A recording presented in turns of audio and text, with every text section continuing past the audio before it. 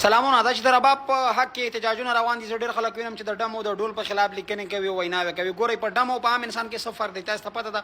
یو عام انسان د کفنو دکاندار په دې نیت ناست وي چې څوک به مړه کېږي چې زه کفن پې خرڅ کړم، او د بکسو دکاندار په دې نیت ناست وي چې څوک به مړه کېږي زه بکسې پې خرڅ کړم، ډاکټر په دې نیت ناست وي چې څوک به مریضان کېږي، کوم انسان ته به تاوان ورسېږي چې زه پیسې پورې وګټم. داسې د دنیا دا نور ضرورتونه دکانونه چې څومره هم دي د دوی د انسان په بخیري کې خیر دی، د انسان په کمی بیشي کې د دوی ګټه ده. مګر تاسو ته پته ده واحد یو ډم دی په معاشره کې چې په دې تمه ناست وي چې په کوم کلي کې به شادي وي چې زه ډول پکې وغږوم. او دا ټول عمر پښتانو اتفاقونه، لښکرې راټولول، جرګې، مرکې، دا هر څه چې تاوده ساتل شوي دي او خلک پرې راټول شوی دی، دا واحد د ډم په ډول راټول شوی دی. مګر نن زه خلک وینم د ډم او د ډول په ضد لګیا دي، عجیبه عجیبه لیکنې او کړنې کوي. وایي هر څوک دي چې بې زوره بې ازاره لکه ډم، زه ژوند کوو د څو ورځو دپاره لکه ډم.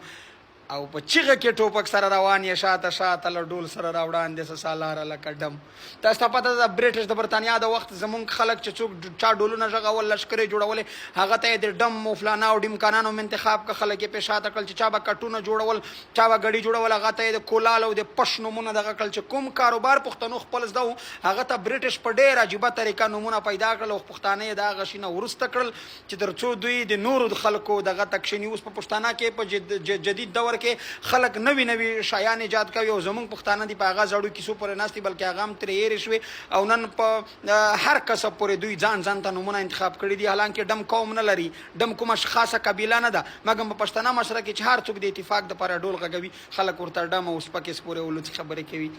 هیله کوم له دغو شیانو تېر شئ، خپل معاشرې خلک هغه خلک ونازوئ، ویې ستایئ چې ستاسې لښکرونه پې ښایسته وي، ستاسې اتڼونه پې تاوده وي. مننه.